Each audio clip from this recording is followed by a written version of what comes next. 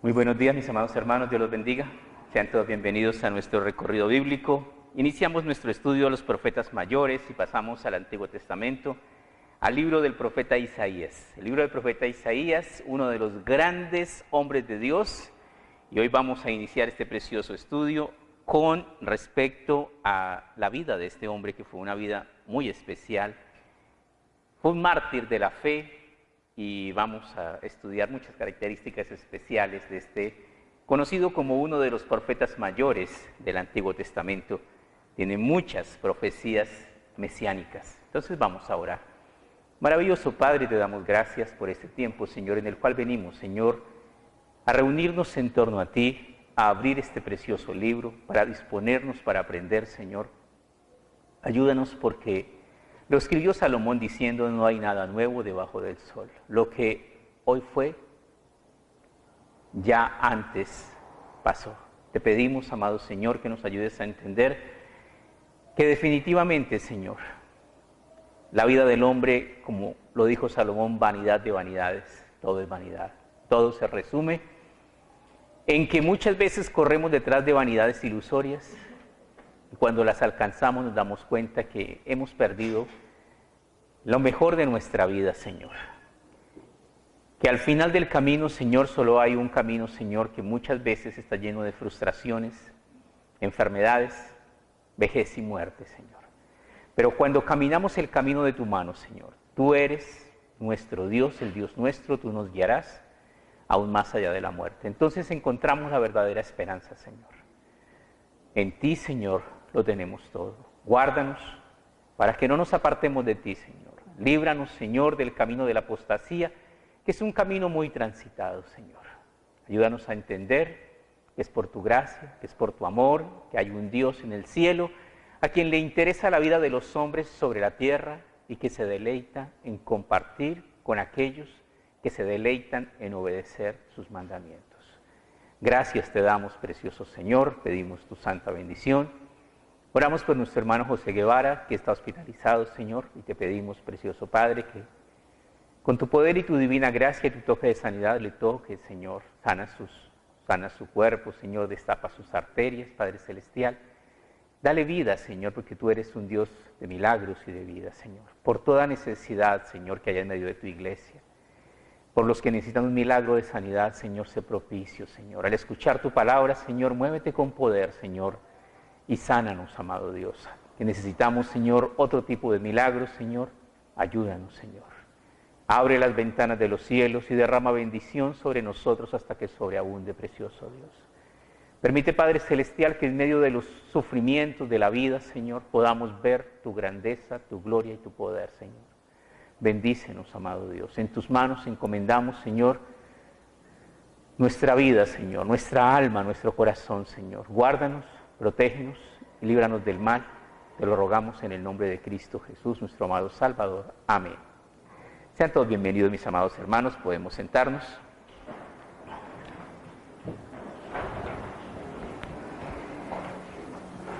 Iniciamos nuestro estudio del Antiguo Testamento de los profetas mayores, haciendo una pequeña introducción acerca del profeta Isaías.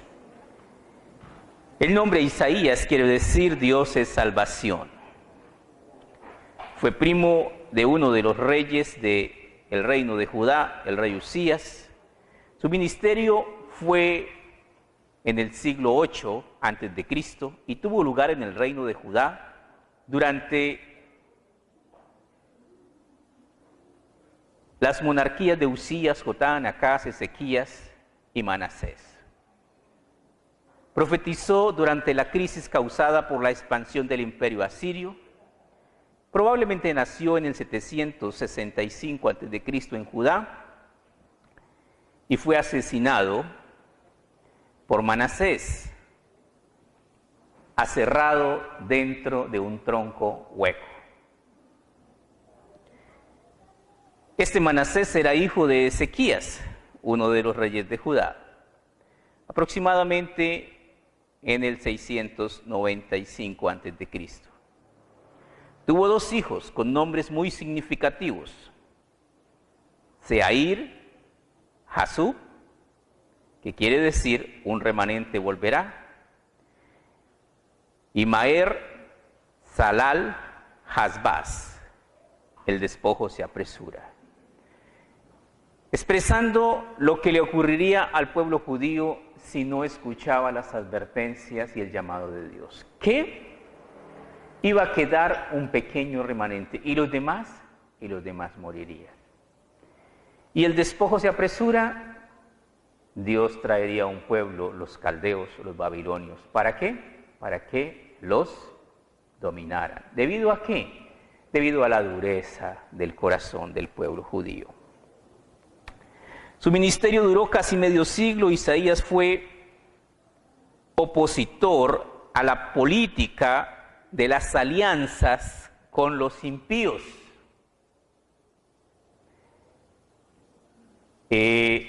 Dios nos dice en muchas ocasiones, no os unáis, ¿en qué? En yugo desigual.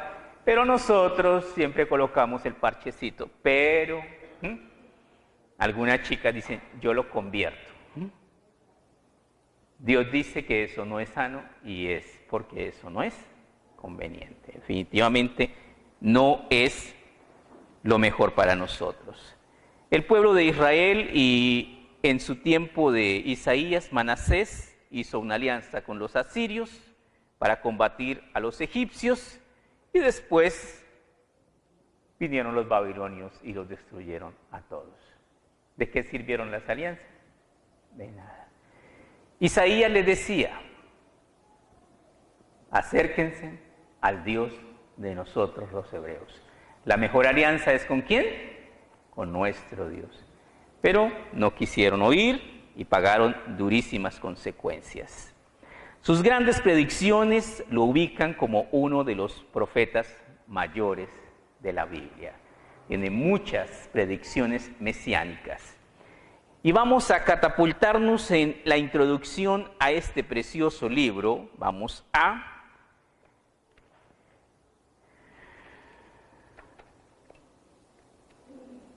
al libro de Crónicas. Espérate que ya se me refundió esto.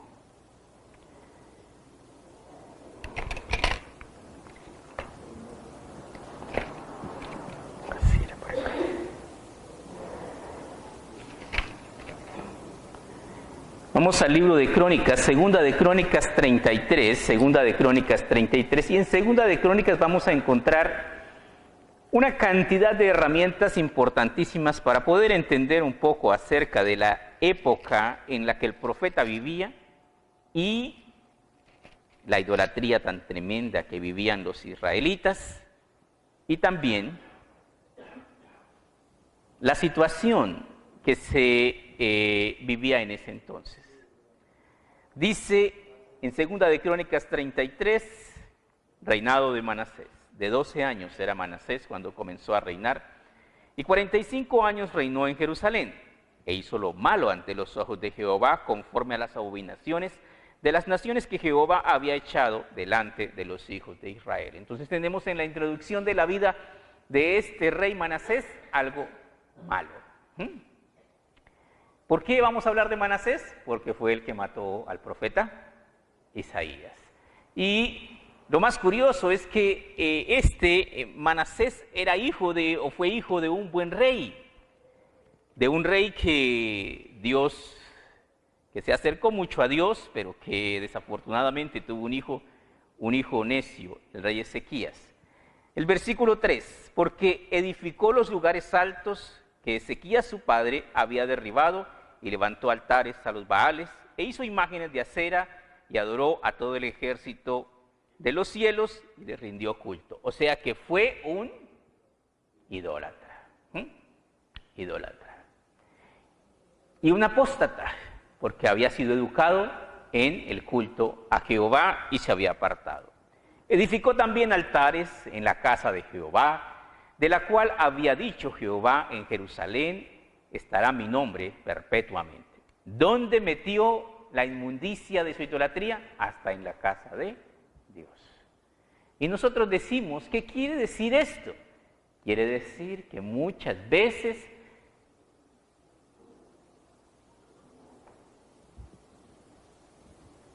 digamos, se crió en una cuna cristiana, viene de origen cristiano, pero era un diablo completo. Muchas veces lo que se espera que salga no es. Entonces dice, edificó asimismo altares a todo el ejército de los cielos, en todos los atrios de la casa de Jehová. El versículo 6 es terrible. Pasó sus hijos por fuego en el valle del hijo de Himón, y observaba los tiempos, miraba en agüeros, era dado a adivinaciones, consultaba a divinos, encantadores. Se excedió en hacer lo malo ante los ojos de Jehová, hasta encender su ira. ¿Qué podemos leer acá? Leía el horóscopo, llamaba a los hermanos, se hacía la limpia. ¿Eso es pecado? Sí. Creía en agüeros. ¡Ay! Entró una libélula. Entró un abejorro. Bueno, no estamos tan lejos de unas situaciones muy parecidas. Además de esto, ahora quiero aclarar esto, dice, y pasó sus hijos por fuego. No es que los pasó y los chamuscó así como nada. No, porque los quemó a sus hijos. ¿Y qué era eso? Era un culto a los demonios. O sea que ¿hasta dónde anduvo? Muy perdido, matando a sus propios hijos. Entonces no se nos extraña que hubiese matado al profeta Isaías. Además de esto, puso una imagen fundida que hizo en la casa de Dios, de la cual había dicho Dios a David y a Salomón su hijo: en esta casa en Jerusalén, la cual yo elegí sobre todas las tribus de Israel, pondré mi nombre para siempre.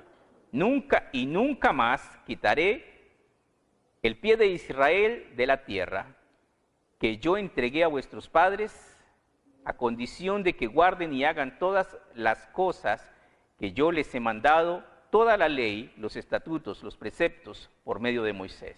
Entonces tenemos acá todo esto malo. ¿Saben que en esta historia de Manasés hay un sinsabor de agridulce? Porque este hombre tan malo terminó bien. Vamos a seguir leyendo. Manasés, pues, hizo extraviarse a Judá y a los moradores de Jerusalén para hacer más mal que las naciones que Jehová destruyó delante de los hijos de Israel. O sea, este era más malo que Caín. Y habló Jehová a Manasés y a su pueblo, mas ellos no escucharon. Entonces aquí tenemos una de las características del tiempo y del pueblo con el que Isaías o que le correspondió hablar a Isaías. Era un pueblo duro de corazón. No querían escuchar la palabra de Dios. Por lo cual Jehová trajo contra ellos a los generales del ejército del rey de los asirios, los cuales aprisionaron con grillos a Manasés y con cadenas lo llevaron a Babilonia. Mas luego que fue puesto en angustia, aquí es donde empieza.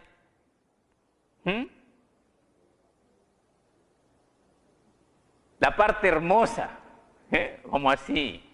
Este tipo tan malo no se merece la gracia de Dios. ¿Cierto que no? No se la merece. Pues la gracia de Dios es un regalo inmerecido. ¿Y qué dice?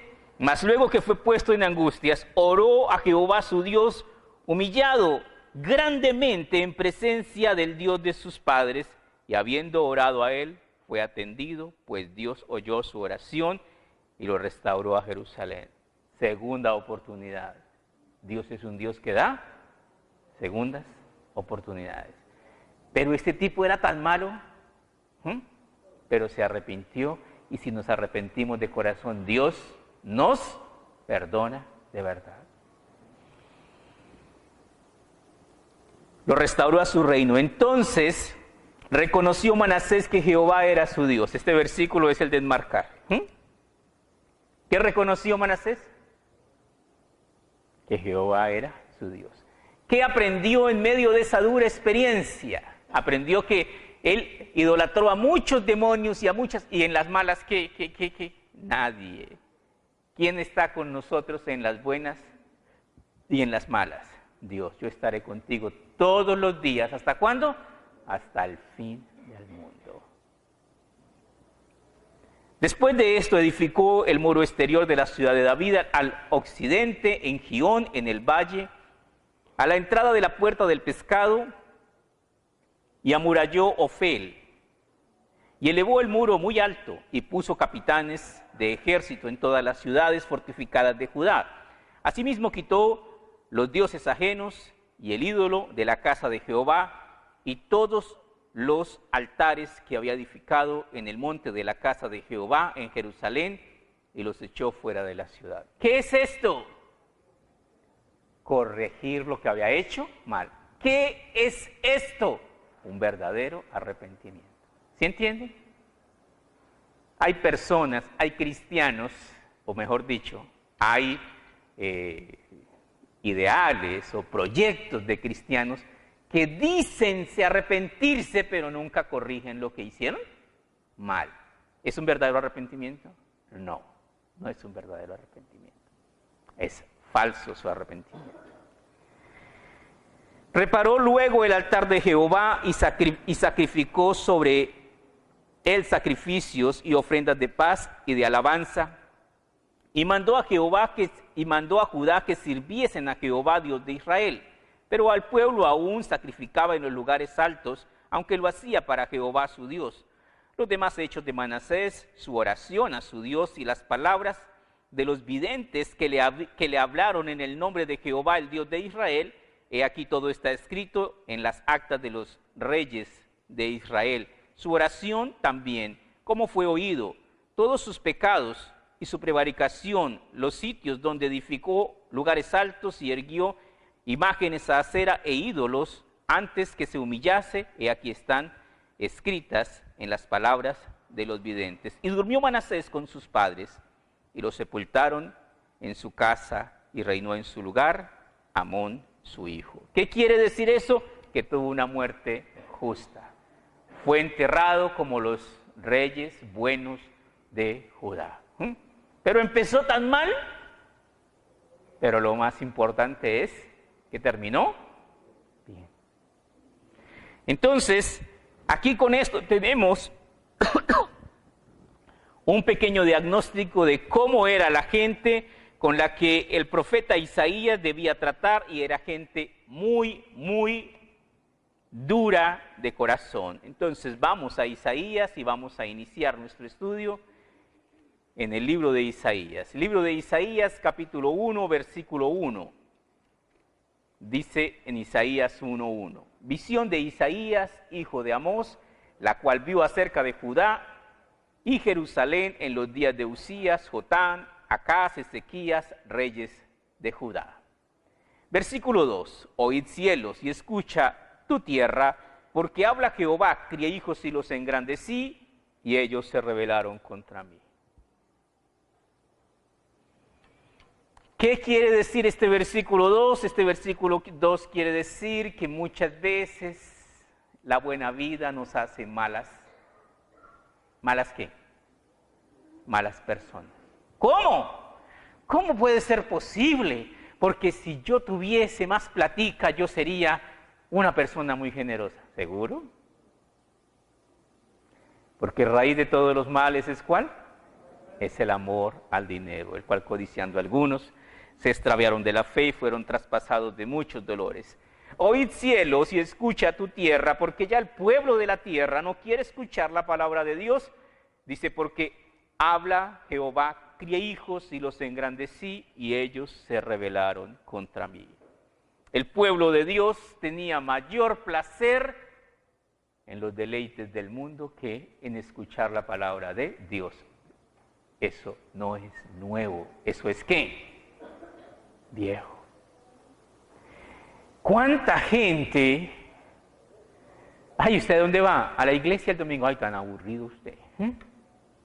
Ay, y es que no hay nada que hacer el domingo que le toca ir a la iglesia. No. Debe ser para nosotros un deleite maravilloso educar nuestra mente, nuestro oído, nuestro corazón para recibir la palabra de Dios con un propósito. ¿Cuál es? Oír, entender para obedecer.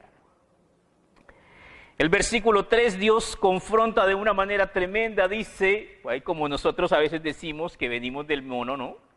Que somos producto de la evolución y que los monos y que aquí Dios lo ve al revés. ¿Y sabe qué dice? Los animales son más inteligentes que los seres humanos. ¿Y sabe qué? Dios siempre dice la verdad. Mira lo que dice el versículo 3. El buey conoce a su dueño y el asno el pesebre de su señor. Israel no entiende, mi pueblo no tiene conocimiento. ¿Qué es lo que está diciendo? ¿Ha visto el perro cuando llega el amo? ¿Qué hace el perro? Eso bate la cola, brinca, se orina. ¿Qué no hace? ¿Por qué? Porque él sabe que ¿quién? Él sabe que ese es su amo. Eso se agacha. ¿Qué no hace? Igual los animales reconocen la soberanía de sus amos, pero muchas veces el pueblo de Dios no reconoce ¿a quién? A su Dios. Muchas veces el pueblo de Dios es muy malagradecido en cuanto a eso. Y Dios aquí confronta esa verdad, dice, el buey conoce a su dueño, el asno, el pesebre de su señor, conoce el camino para la congregación. Pero muchos cristianos se tuercen para otro lado. Muchos cristianos se alejan ¿de quién? De su Dios. El versículo 4 dice, oh gente pecadora, pueblo cargado de maldad, generación de malignos. Usa palabras fuertes. ¿Qué dice? Hijos depravados. O sea, ¿hasta dónde llega la maldad del hombre? Acuérdese que hace mucho tiempo existieron dos pueblitos, dos ciudades llamadas Sodoma y Gomorra. Y Sodoma y Gomorra eran dos ciudades terriblemente pecaminosas, en donde se hacían muchas cosas perversas. Usted sabe dónde se hace uno de los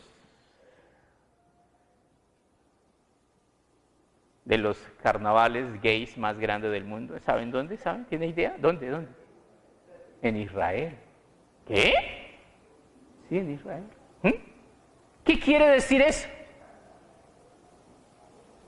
Quiere decir que la maldad de nosotros está por todas partes. Pero Israel es el pueblo de Dios. Sí, Israel es el pueblo de Dios.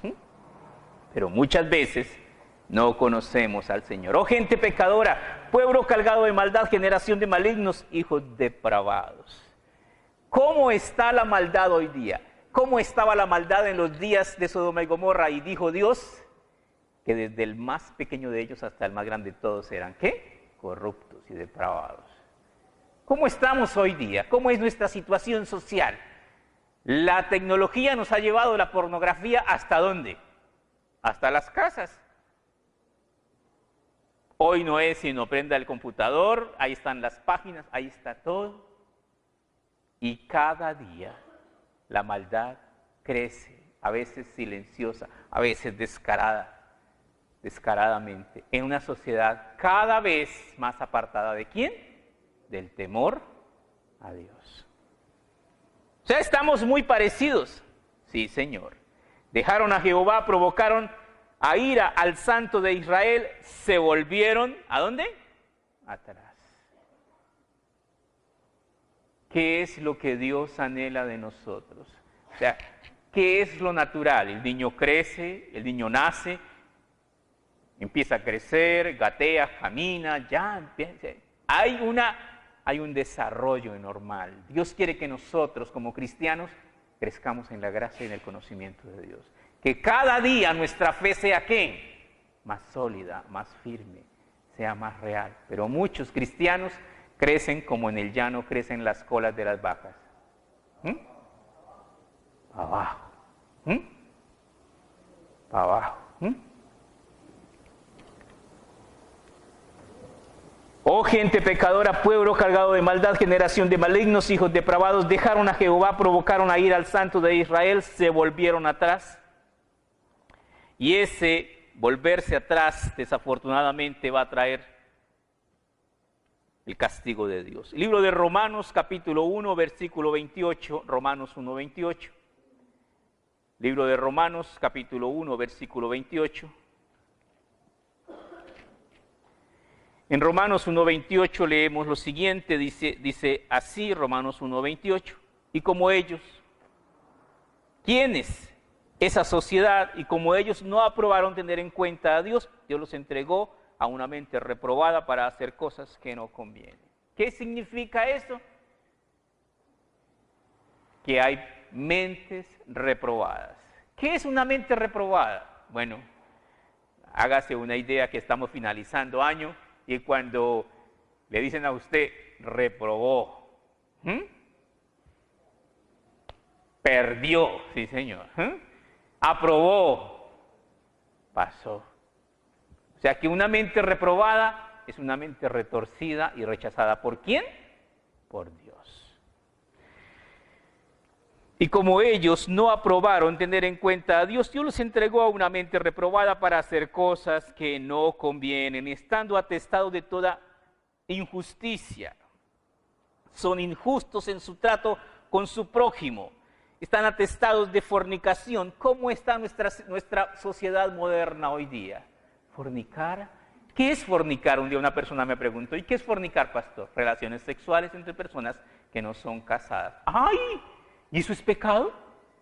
Sí, señor. Y eso es pecado.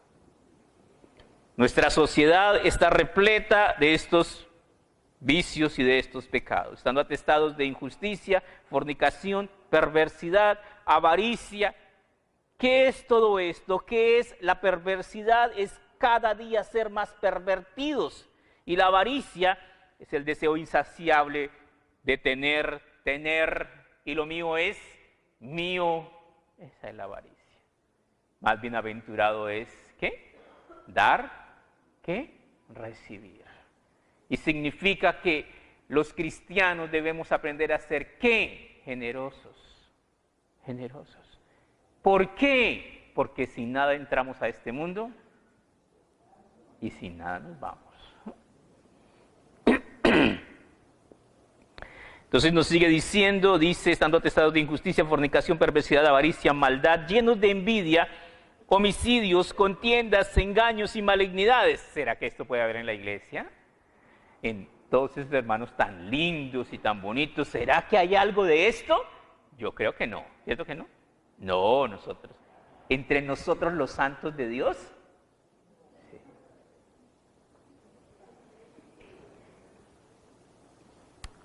Llenos de envidia, homicidios, contiendas, engaños, malignidades, murmuradores. ¿Será que los cristianos murmuramos los unos de los otros?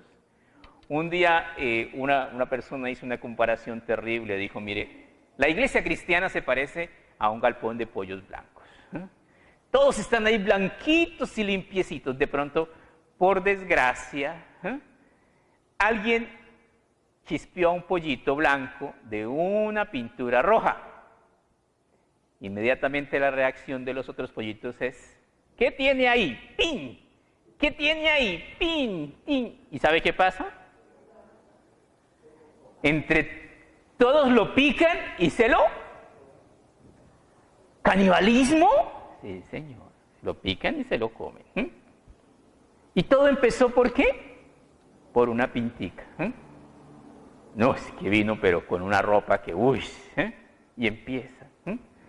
¿Qué significa eso? Que hay que tener mucho cuidado porque nosotros no estamos siendo cristianos porque somos los más virtuosos del mundo. Seguimos aquí, dice, murmuradores, detractores, aborrecedores de Dios, injuriosos, soberbios, altivos, inventores de males, desobedientes a los padres. ¿Cómo te clasificas con este? ¿Eres un hijo de honra? ¿Cuál es el primer mandamiento con promesa? ¿Cuál es? Honra a tu padre y a tu madre para que te vaya bien y seas de larga vida sobre la tierra. Evalúate tú mismo. Porque los hijos de bendición recibirán ¿qué? Bendición. Necios, desleales, sin afecto natural, implacables, sin misericordia. Bueno, ¿eres necio? Le dicen, no haga eso, y lo hace y le va mal. Y después pone cara de, yo no sabía, pero yo le dije que no lo hiciera, y lo hizo. Necios, desleales, sin afecto natural, implacables, sin misericordia, quienes habiendo entendido el juicio de Dios, que los que practican tales cosas son dignos de muerte, no solo las hacen, sino también se complacen con los que las practican. Ten mucho cuidado, un cristiano debe marcar la diferencia. No somos del mundo. Y tenemos que marcar la diferencia. Las armas de nuestra milicia, ¿qué dice? No son carnales, sino poderosas. Pastor, y las protestas que vamos a ir a protestar, a tirar piedra. Pastor, ¿qué dice? Las armas de nuestra milicia no son carnales, sino poderosas. ¿Quiere hacer algo por la sociedad en donde usted está? ¿Quiere afectar esa sociedad de buena manera? Levántese a las 3 de la mañana, doble sus rodillas y ore ¿a quién? Al Dios del cielo. Pídale al que sí puede hacer las cosas y las puede hacer, ¿cómo? Bien. Pero no pierda su tiempo aullándole a la luna. ¿No va a conseguir? Nada. Volvemos a Isaías y seguimos nuestro estudio en Isaías. El versículo 5 del capítulo 1 dice, Dios se pregunta, ¿por qué queréis ser castigados aún? O sea que ya Dios los estaba castigando. ¿Sabes qué es lo que pasa? ¿Ha visto cuando, bueno, a veces no solo lo ve uno, sino lo experimenta? Cuando el papá coge el garrote y le pega su regazo al chino, y el chino, no me dolió. Y pum, le pone el otro, uy, no me dolió. Y pum, le pega al otro y al otro y al otro, y dice, pues, me dolió, pero me los aguanto. ¿Ya se cansó? Ahora, ¿qué es esto? Hay más necios y hay menos necios. Hay personas a las que la vara de la corrección y el castigo les produce buen resultado y aprenden, y hay otros que, como el burro, que dele palo y sigue siendo ¿qué? Burro. ¿Qué es lo que dice acá? Mira lo que nos dice. Dice, ¿por qué queréis ser castigados aún? ¿Todavía os rebeláis? El propósito de Dios es que nosotros seamos sabios. Siéntala, huélala. Si el Señor te está castigando, levante los ojos al cielo y diga, Señor, ¿qué quiere que yo haga?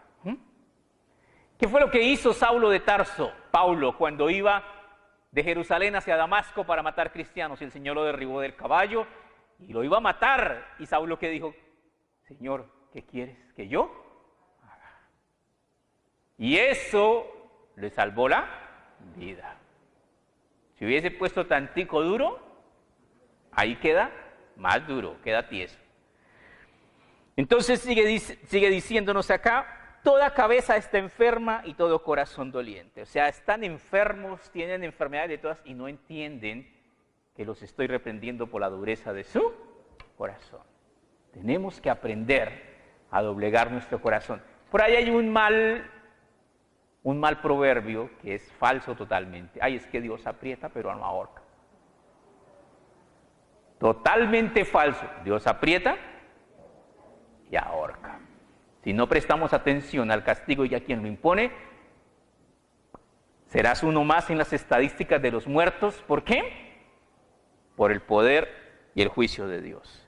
Desde la planta del pie hasta la cabeza no hay en él cosa sana, sino herida, hinchazón y podrida llaga. No están curadas, ni vendadas, ni suavizadas con aceite. ¿Qué quiere decir esto?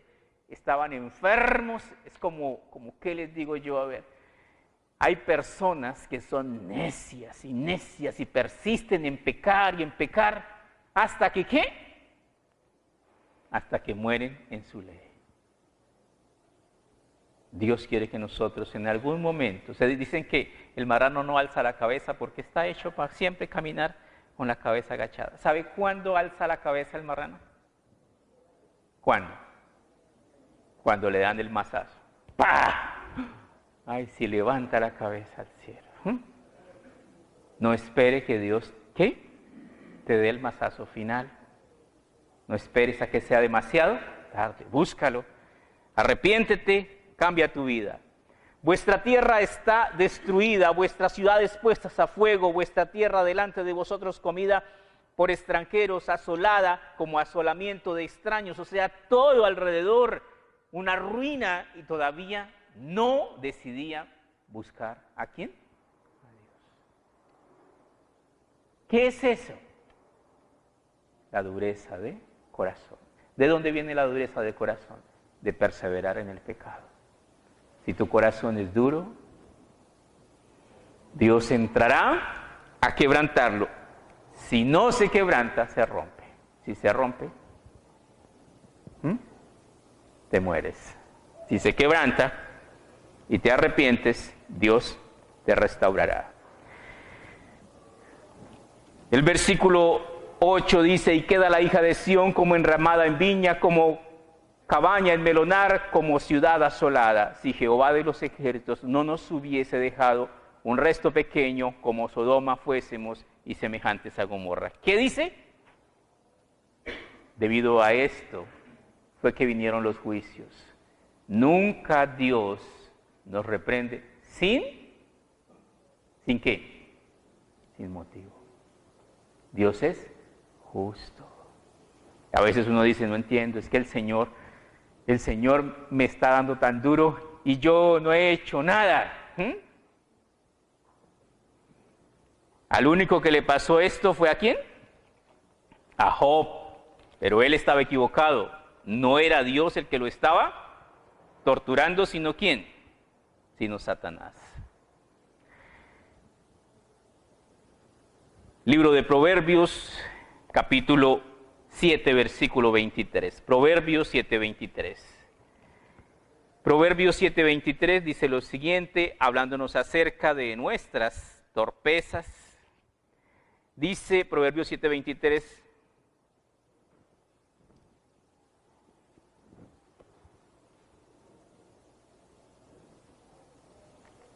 Ya, sí. Proverbios 7, 23. Como el ave que se apresura a la red y no sabe que es contra su vida hasta que la saeta traspasa su corazón. ¿Qué es esto? Eso es cuando nosotros jugamos con el pecado. ¿Qué le pasó a Sansón? ¿Qué decía Sansón cuando andaba con Dalila sabiendo que no debía andar con prostitutas? Pero él decía, no, pues, ya lo he hecho cuántas veces. Y Dalila estaba encargada en sacarle ¿qué? Un secreto que él tenía muy bien guardado. Y al fin Dalila le sacó el secreto. Dijo Sansón, soy nazareo.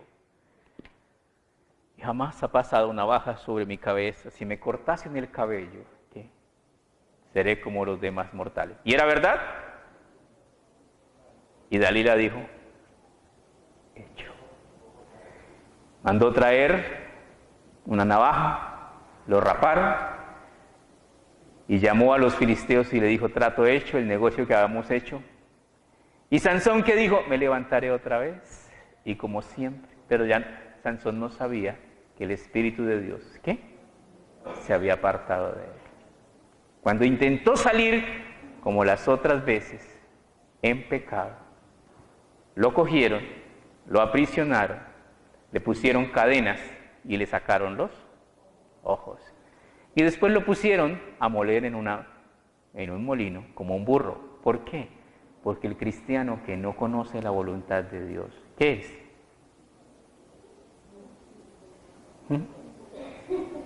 Y él no sabía o no quiso entender que la voluntad de Dios es nuestra santificación, que nos apartemos del mal. Y lo pagó, pero lo aprendió, pero lo pagó con un gran y muy alto precio. Libro de Isaías capítulo 30 versículo 8, Isaías capítulo 30 versículo 8. En Isaías 38 encontramos Isaías 38, una parte muy importante, Isaías 30 versículo 8.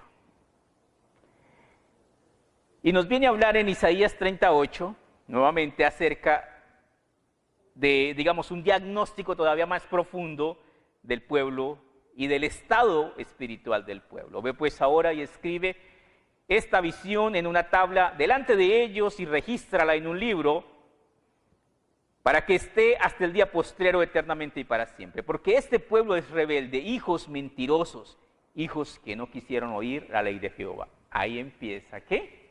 El pecado. No, la palabra de Dios. Es que el pastor William lo único que enseña es la palabra de Dios. ¿Qué sigue? Versículo 10. ¿Qué dicen a los videntes? ¿Qué les dicen? No veas. Sigamos leyendo.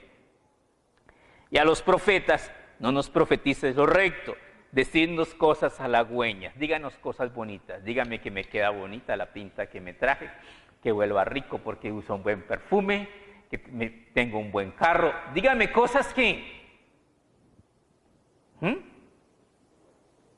me gusten, dígame halagos, profetizad mentiras, dejad el camino, apartaos de la senda, quitad de nuestra presencia al Santo de Israel. ¿Qué querían ellos? El mal, ¿cómo les iba a ir? Re mal. ¿Cómo les fue? Recontra mal. Y después, muchos de ellos en Babilonia, ¿sabe qué se preguntaban? ¿Por qué? Y la verdad es esa. Dios nunca será injusto con nadie. Por tanto, el Santo de Israel dice así: porque desechaste esta palabra y confiaste en violencia e iniquidad, y en ello os habéis apoyado. Por tanto, os será este pecado como grieta que amenaza ruina, extendiéndose en una pared elevada, cuya caída viene súbita y repentinamente. ¿Qué quiere decir eso? Van a ser destruidos cuando menos lo esperen.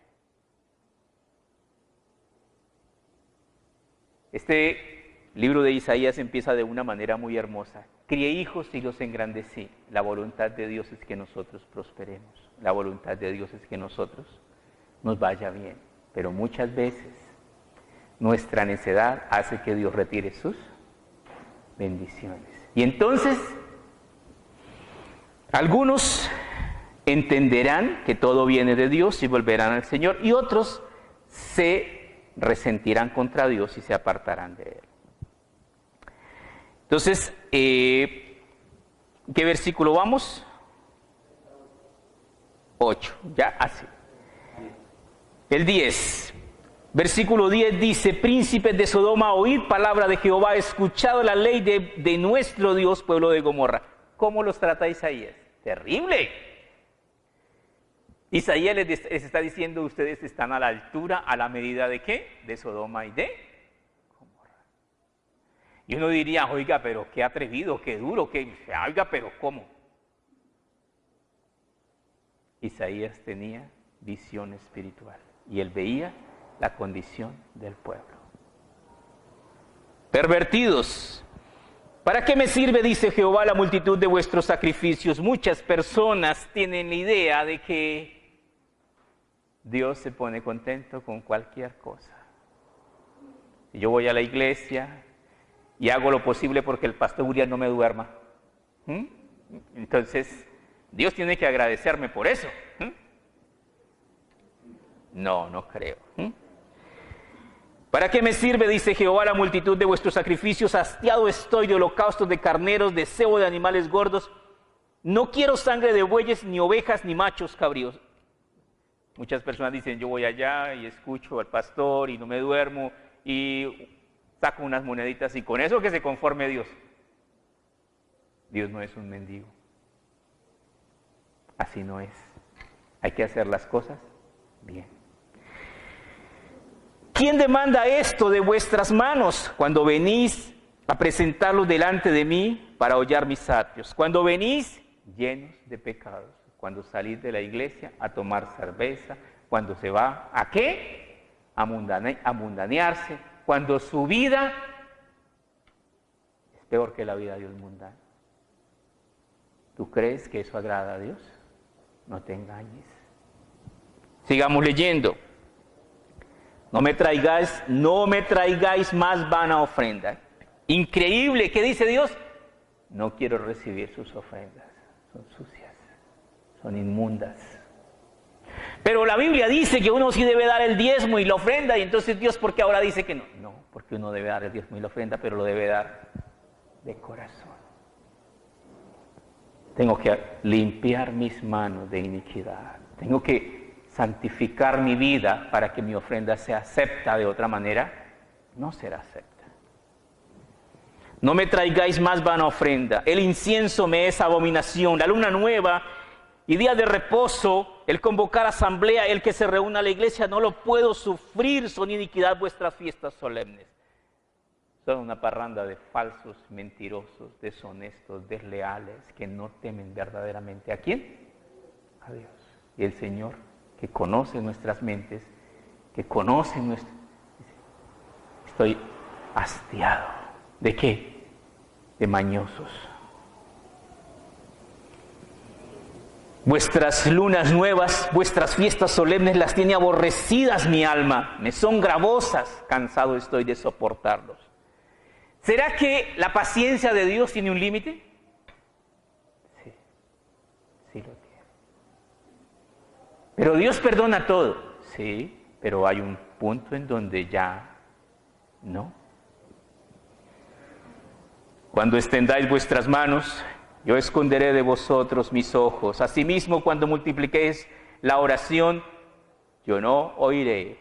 Llenas están de sangre vuestras manos. ¿Qué quiere decir esto? Dios quiere que cambiemos. Dios quiere que nosotros seamos verdaderamente, ¿qué? Diferentes, hijos de Dios, que resplandezcamos como luminares en medio de un mundo de maldad. Que verdaderamente no solo escuchemos de santidad, sino que vivamos la santidad. Lavaos, limpiaos, quitad la iniquidad de vuestras obras delante de mis ojos. Dejad de hacer lo malo. Ahorita viene el peor de los meses del año de muchos cristianos. ¿Cuál es? Diciembre. Porque los muchos cristianos han sido fieles los 11 meses del año, pero llega diciembre y en diciembre no se puede aguantar. Y en diciembre, ¿qué? Se pegan la rodadita. Y a veces bien grande. Acuérdese que la salud se deteriora y que muchas veces, y mire las estadísticas de las muertes en diciembre, ¿cómo son? Se disparan terriblemente. Lavaos, limpiaos, quitad la iniquidad de vuestras obras delante de mis ojos, dejad de hacer lo malo, aprended a hacer el bien, buscad el juicio, restituid al agraviado, haced justicia al huérfano, amparad a la viuda. ¿Qué es esto? La misericordia de Dios con los que no la merecen. ¿Y qué debo hacer yo? Tener misericordia con los que no la merecen. Por sus frutos los conoceréis. Versículo 18 dice, venid luego, dice Jehová, y estemos a cuenta. Venga después de que aprenda a hacer lo bueno y entremos a arreglar cuentas. Si vuestros pecados fueren como la grana, como la nieve serán emblanquecidos. Si fueren rojos como el carmesí, vendrán a ser como blanca lana. Pero ¿cómo? Cambia tu vida y tu corazón. Si tú cambias, Dios cambiará toda la mala cuenta de pecados que le adeudas a Él. Versículo 19. Si quieres y oyeres, comeréis el bien de la tierra. Si no quieres, si fueres rebeldes, seréis consumidos a espada, porque la boca de Jehová lo ha dicho. En otras palabras, si quieres arrepentirte, tendrás la vida eterna. Si no quieres arrepentirte, morirás. Porque la paga del pecado es la muerte. Terminamos nuestro estudio en el libro de los Hechos de los Apóstoles, capítulo 3, Hechos 3, 19 y 20. Y aquí terminamos. Hechos 3, 19 y 20. En Hechos, en el capítulo 3, Pedro da este precioso consejo. Hechos 3, 19. Así que arrepentíos y convertíos, para que sean borrados vuestros pecados, para que vengan de la presencia del Señor tiempos de refrigerio, y Él envía a Jesucristo, que os fue antes anunciado. ¿Qué dice Hechos 3:19? Así que arrepentíos, ¿y qué más? Y convertíos. Dios es un Dios que cambia la vida de las personas que se dejan cambiar. Pero hay personas que no dejan que Dios haga esos cambios en su vida. El alfarero toma el barro, lo amasa, lo moldea y luego empieza a hacer la vasija que él quiere hacer del barro. Pero si la vasija se echa a perder, vuelve y la amasa. ¿Sí? Y vuelve y empieza otra vez el trabajo. Pero si la vasija otra vez se echa a perder, le da varias oportunidades, le hace varios amasijos. Y si definitivamente ese barro es quebradizo y no sirve, ¿qué hace? Lo coge. ¿Y qué? Y lo bota. Nosotros tenemos que aprender a hacer la voluntad de Dios. Tenemos que aprender a dejarnos moldear por las manos de nuestro Dios. El hacer tu voluntad, Dios mío, me ha agradado. Es agradable cuando usted encuentra a alguien que quiere hacer las cosas de Dios con gratitud. Vamos a orar. Maravilloso Padre, te damos gracias por tu palabra preciosa, por esta introducción al libro del profeta Isaías, por la situación tan terrible que se vivía en esa época, que es muy similar a la que vivimos hoy día, por tanta idolatría, por tanta inmoralidad, por tanta perversidad, por tanta corrupción. Amado Dios, ayúdanos, Padre Celestial, a colocar nuestros ojos en ti, a levantar a ti, Señor, nuestra mirada, a entender que es a ti a quien rendimos cuentas, Señor. El que va a dar el dictamen de aprobado o reprobado eres tú, Señor. Permite, Padre Celestial, que nuestra vida, Señor, suba ante tu presencia como un olor grato, Señor. Que nuestra vida, Señor, te sea agradable. Te pedimos, amado Señor, que nos llenes, Señor, de conocimiento, discernimiento y sabiduría para entender que no hay nada más maravilloso que ser probados y aprobados por Dios.